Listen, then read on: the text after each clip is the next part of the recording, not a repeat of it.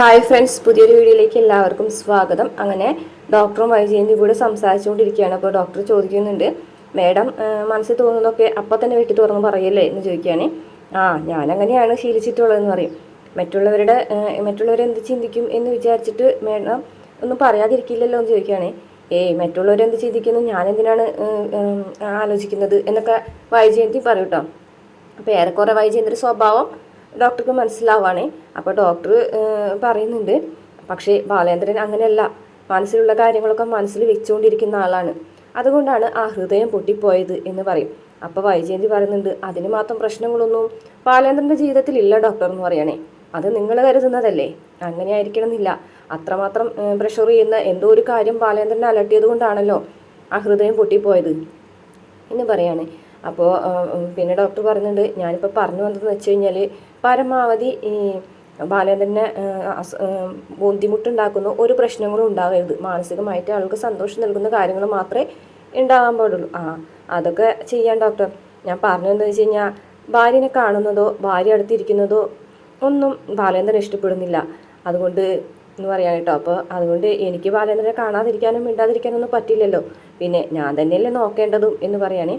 നിങ്ങളെ വീട്ടിലൊരു സെർവൻ്റ് ഇല്ലേ എന്ന് ചോദിക്കുകയാണ്. അവൾ ഇന്നോ നാളെ പോകും. നിങ്ങൾ കൂടുതൽ കാശ് കൊടുക്കാന്ന് പറഞ്ഞാൽ അവർ നിൽക്കൂലേ?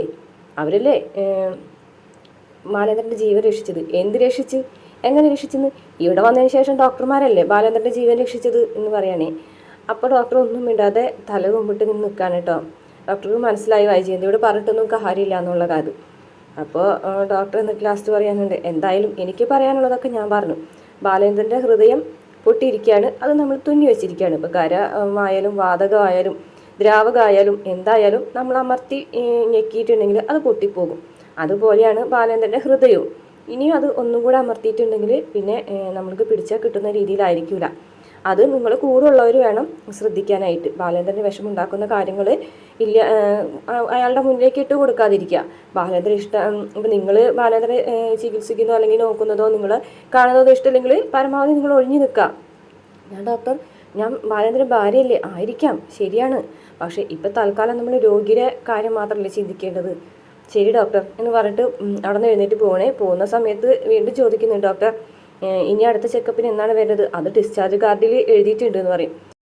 ഈ ബെഡ് റെസ്റ്റ് എത്ര നാൾ വേണ്ടി വരും എന്നും കൂടെ ചോദിക്കുകയാണ്. ബെഡ് റെസ്റ്റ് ഒരു 2 വീക്സ്. പിന്നെ രോഗിയുടെ ശരീരത്തിൻ്റെയും മനസ്സിൻ്റെയും അവസ്ഥ പോലെ എന്ന് പറയും. അങ്ങനെ പിന്നെ പോണാണ് കേട്ടോ കാണിക്കുന്നത്. കൃഷ്ണമോളും പിന്നെ മനുവും ബാലേന്ദ്രൻ്റെ കാറിലാണ് വരുന്നത്. അപ്പോൾ ബാലേന്ദ്രൻ്റെ കാറിലല്ല കേട്ടോ, മനുവിൻ്റെ കാറിലാണ് വരുന്നത്. അങ്ങനെ ആരൊന്നും മിണ്ടാതാകുമ്പോൾ കൃഷ്ണമോൾ തന്നെ ചോദിക്കും, ഇതെന്താ ആരൊന്നും മിണ്ടാത്തത്? അച്ഛന് ഹോസ്പിറ്റലിൽ നിന്ന് പോകുന്നത് ഇഷ്ടപ്പെട്ടിട്ടില്ല എന്ന് തോന്നുന്നു. ഹോസ്പിറ്റലിൽ നിന്ന് ഇറങ്ങി കാറ് കയറിയപ്പോൾ തുടങ്ങിയിട്ടുള്ള മുഖം അങ്ങനെ വെറുപ്പിച്ചിരിക്കുകയാണല്ലോ എന്ന് പറയുകയാണ്. അപ്പോൾ ബാലേന്ദ്രൻ പറയാണ്, ഇതെൻ്റെ 2ാം ജന്മമാണല്ലോ, ഈ 2ാം ജന്മം ഞാൻ എങ്ങനെ ജീവിക്കുന്നു ആലോചിക്കുകയാണെന്ന് പറയും. അപ്പോൾ കൃഷ്ണമോൾ മിണ്ടിയല്ലോ, ഭാഗ്യം എന്ന് പറയണേ. അപ്പോൾ മനു പറയുന്നുണ്ട്, അല്ല അങ്കളെ, കഴിഞ്ഞ ജന്മത്തിലെ ബാലൻസൊക്കെ നിൽക്കുന്നില്ലേ, അപ്പോൾ പിന്നെ എങ്ങനെ പുതിയൊരു ജന്മം ജീവിച്ചെടുക്കാന്ന് പറയണ്ട. അതും ശരിയാണ്, നോക്കട്ടെ എന്ന് പറയും. പിന്നെ കൂടെ തന്നെ വൈജയന്തിൻ്റെ കാറും ഉണ്ട് കേട്ടോ. വൈജയന്തിൻ്റെ കാറിൽ ബബിതയുണ്ട്, രോഹിത്തും ഉണ്ട്. അവർ 3 അവരുടെ വൈജയന്തിൻ്റെ കാറിൽ വന്നത്. അങ്ങനെ അവർ 3 ഇറങ്ങാണ്. ഇതേ സമയം ബാലേന്ദ്രനും മനുവിൻ്റെ കാറിൽ നിന്ന് ഇറങ്ങാണ്. ഒരു പ്രത്യേക അവസ്ഥയിലാണ് കേട്ടോ ബാലേന്ദ്രൻ ഇങ്ങനെ ഇറങ്ങുന്നതൊക്കെ.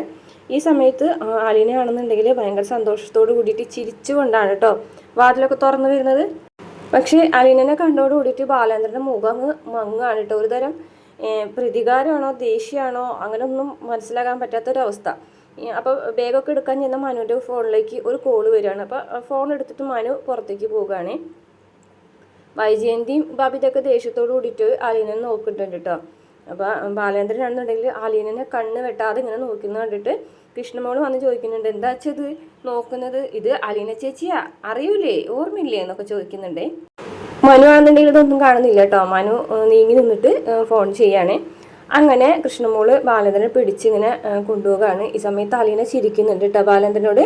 പക്ഷേ ബാലേന്ദ്രനാണെന്നുണ്ടെങ്കിൽ ഒരു പ്രതികാരത്തോട് കൂടിയിട്ട് അലീന ഇങ്ങനെ നോക്കുകയാണ്. അപ്പോൾ അതിനുശേഷം ബാലേന്ദ്രൻ അകത്തേക്ക് കയറിപ്പോകും. അപ്പോൾ വൈജയന്തിയും ബബിതയും കൂടെ വരികയാണ്. അപ്പോൾ ബബിത കയറിപ്പോകും. വൈജയന്തി ആണെന്നുണ്ടെങ്കിൽ അലീനോട് പറയാണ്, ഇന്ന് തന്നെ നിനക്ക് പോകാം, ബാലേന്ദ്രൻ വന്നില്ലേ, ബാലേന്ദ്രനോട് പറഞ്ഞിട്ട് ഇന്ന് തന്നെ പൊക്കോന്ന് പറയും കേട്ടോ. ഞാൻ ഏത് നിമിഷം പോകാൻ റെഡി ആയിട്ടിരിക്കുകയാണ് എന്ന് അലീനയും പറയും. പിന്നെ മനു ആ ബേഗും കാര്യങ്ങളൊക്കെ എടുത്തുങ്ങോട്ട് ഇങ്ങനെ വരുന്നതായിട്ട് കാണിക്കുന്നുണ്ട്. അതിനുശേഷം ബാലേന്ദ്രൻ നേരെ ചെന്നിട്ട് ബെഡ്റൂം തുറന്നതിന് ശേഷം അകത്തേക്കൊക്കെ ഒന്ന് നോക്കുകയാണ്. അപ്പോൾ നോക്കുമ്പോൾ ബാലേന്ദ്രനാണെന്നുണ്ടെങ്കിൽ പല കാര്യങ്ങളും ഇങ്ങനെ മനസ്സിലൂടെ ഇങ്ങനെ പോകുകയാണ്. അപ്പോൾ ഒരു മനസ്സിന് വിഷമുണ്ടാക്കുന്ന ഒരു അവസ്ഥ പോലെ ബാലേന്ദ്രന് തോന്നാണ്. പിന്നെ മുത്തശ്ശി ഇങ്ങനെ ഒറ്റയ്ക്ക് തലനൊക്കെ എടുത്ത് വയ്ക്കുമ്പോഴേക്കും അലീന അവിടേക്ക് വരണം. മിടുക്കിയായല്ലോ, ഒറ്റയ്ക്ക് ഓരോ കാര്യങ്ങളൊക്കെ ചെയ്യാൻ പറ്റിയല്ലോ എന്ന് പറയാണ് കേട്ടോ. ചെയ്ത് നോക്കട്ടെ എന്ന് പറയും. മുത്തശ്ശി ബാലേന്ദ്ര സാറ് വന്നു എന്ന് പറയട്ടോ. ഹോസ്പിറ്റലിൽ നിന്ന് വന്നോ എന്ന് ചോദിക്കാൻ. വന്നു എന്ന് പറയട്ടോ. ഇനിയിപ്പോൾ തുടങ്ങുമായിരിക്കും വൈജ അല്ലേ എന്ന് പറഞ്ഞു. വൈജ വന്നിട്ടുണ്ടോ എന്ന് ചോദിക്കും. വൈജ മേഡം ഉണ്ട്, എല്ലാവരും വന്നിട്ടുണ്ട് എന്ന് പറയട്ടോ. അപ്പോൾ ഇനിയിപ്പോൾ അവള് രണ്ടാമത് തുടങ്ങും ബാലേന്ദ്രൻ്റെ അവള് എന്ന് പറയും. എന്ത് തുടങ്ങും എന്ന് പറയും. അല്ല, അടിയിടി എവിടെയാണ് അവൾ നിർത്തിയത് അപ്പടന്ന് തുടങ്ങും. നിർത്തിയതോ എന്ത്?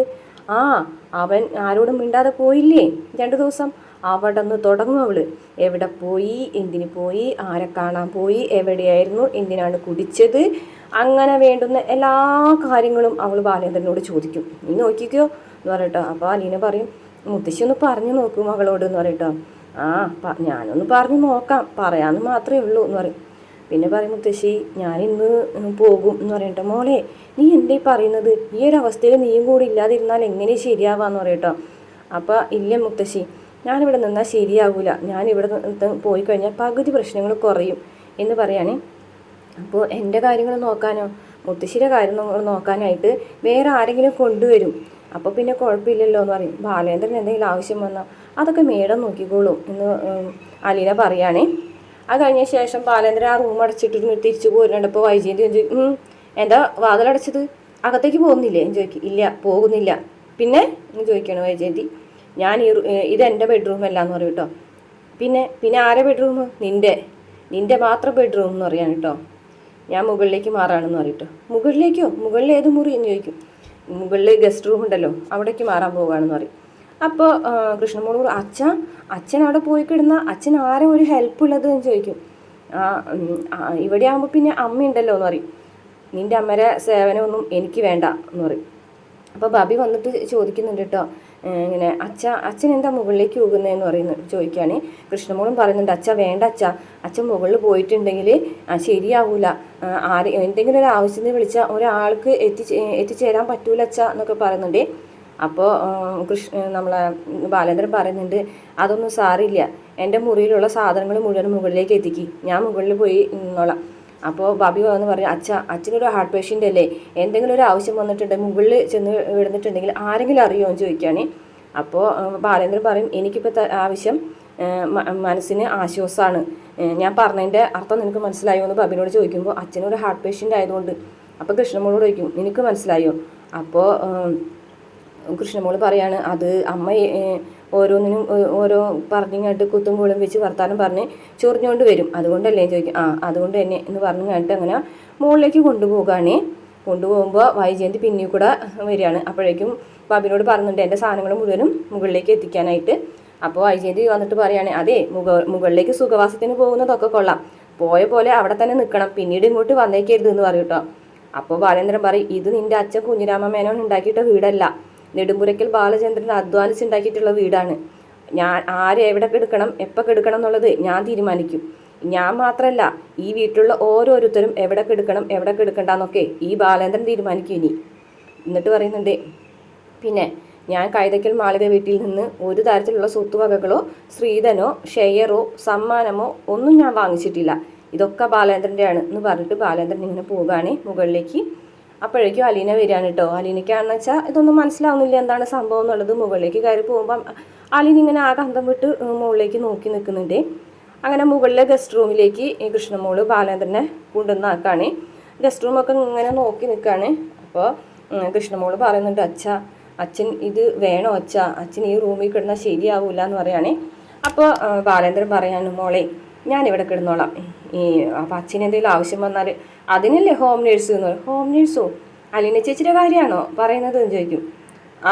ഇവിടെ 2 ഹോം നേഴ്സ് ഇല്ലല്ലോ, ഒരാളല്ലേ ഉള്ളൂ എന്ന് ചോദിക്കും. അപ്പോൾ കൃഷ്ണമോള് പറയും ആ ശരി, എനിക്ക് ഈ ഭക്ഷണം ഇവളോട് മുകളിൽ കൊണ്ട് തന്നാൽ മതി പറഞ്ഞാൽ മതി എന്ന്. പേരൊന്നും പറയുന്നില്ല കേട്ടോ, ഹോം നഴ്സ് തന്നെയാണ് വിളിക്കുന്നത്. എനിക്ക് എന്തെങ്കിലും ആവശ്യം ഉണ്ടെങ്കിൽ അവളെ വിളിച്ചാൽ മതിയല്ലോ. പക്ഷെ അച്ഛൻ എങ്ങനെ വിളിക്കും? ഗോവർദ്ധനങ്ങളോട് പറഞ്ഞിട്ട് ഞാനിവിടെ ഒരു കോണിപ്പല്ല് വെപ്പിക്കും എന്ന് പറയണ്ട. ആഹാ, അച്ഛൻ ഹോസ്പിറ്റലിൽ കിടന്നുകൊണ്ട് തന്നെ ഇതൊക്കെ ചിന്തിച്ച് കൂട്ടിയിട്ടാണല്ലേ ഇവിടേക്ക് വന്നത് എന്ന് പറയണേ. അപ്പോൾ ബാലേന്ദ്രൻ ഇങ്ങനെ ചിരിക്കുകയാണ്. മോളെ, അച്ഛൻ ഇപ്പോൾ വേണ്ടത് കുറച്ച് മനസ്സമാധാനം ഉള്ള ഒരു സാഹചര്യമാണ്. അതാണ് മോളിലേക്ക് വന്നത്. മോളൊരു കാര്യം ചെയ്യും, അച്ഛൻ്റെ എല്ലാതും ഓഫീസിലെ സാധനങ്ങളും അതുപോലെ അച്ഛൻ്റേതായിട്ടുള്ള എല്ലാ സാധനങ്ങളും ഇങ്ങോട്ട് എടുക്കാൻ പറഞ്ഞിട്ട് പറഞ്ഞയക്കും കേട്ടോ. അതിനുശേഷം കൃഷ്ണമോൾ ഇങ്ങനെ പോകാണ്ട് ഇങ്ങനെ നിന്നിട്ട് പറയുമ്പോൾ നോക്കി കാണുമ്പോൾ ബാലേന്ദ്രൻ പറയും, എൻ്റെ അനുവാദം ഇല്ലാതെ ഒരാൾ പോലും ഇതിൻ്റെ ഉള്ളിൽ കയറി പോകരുതെന്നും കൂടി നീ എല്ലാവരോടും പറയണമെന്ന് പറയണം. അതോടുകൂടി ഇന്നത്തെ എപ്പിസോഡ് അവസാനിക്കും. പ്രമോലാണെന്നുണ്ടെങ്കിൽ മുകളിൽ വന്ന് നിന്നിട്ട് ബാലേന്ദ്രൻ ഇങ്ങനെ താഴത്തേക്ക് നോക്കിയിട്ട് പറയുകയാണേ, അലീനയോടാണ് പറയുന്നത്, ഇന്ന് മുതൽ നീ അമ്മയുടെ കാര്യം മാത്രം നോക്കിയാൽ പോരാ, എൻ്റെയും കൂടെ കാര്യങ്ങൾ നോക്കണം കേട്ടോ. അപ്പോൾ വൈജയന്തിക്ക് ദേഷ്യം വരാണ് കേട്ടോ. കാരണം അലീനനെ പറഞ്ഞയക്കാൻ നിൽക്കല്ലേ. അപ്പോൾ അലീനനെ മതി ഇനി തുടങ്ങി വൈജയന്തിനെ വേണ്ടാന്നുള്ള രീതിയിലാണ് ബാലേന്ദ്രൻ കാര്യങ്ങൾ പറയുന്നതെന്ന് മനസ്സിലായതോട് കൂടിയിട്ട് വൈജയന്തിക്ക് വീണ്ടും ദേഷ്യം വരാൻ കേട്ടോ. ഇത് കേട്ടിട്ട് മനു വേണമെന്നുണ്ടെങ്കിൽ വൈജയന്തിനൊന്ന് നോക്കുന്നുണ്ട്. അതിനുശേഷം പിന്നീട് അലീനനോട് ചോദിക്കുന്നുണ്ട്, വൈജയന്തിയെ ഞാൻ ചോദിച്ചാൽ നീ സത്യം മാത്രമല്ലേ പറയുള്ളൂ, വൈജയന്തി നീ അമ്മയെ പോലെയല്ലേ കാണുന്നതെന്ന് ചോദിക്കുമ്പോൾ അലീന പൊട്ടിക്കറിയുന്നുണ്ട് കേട്ടോ.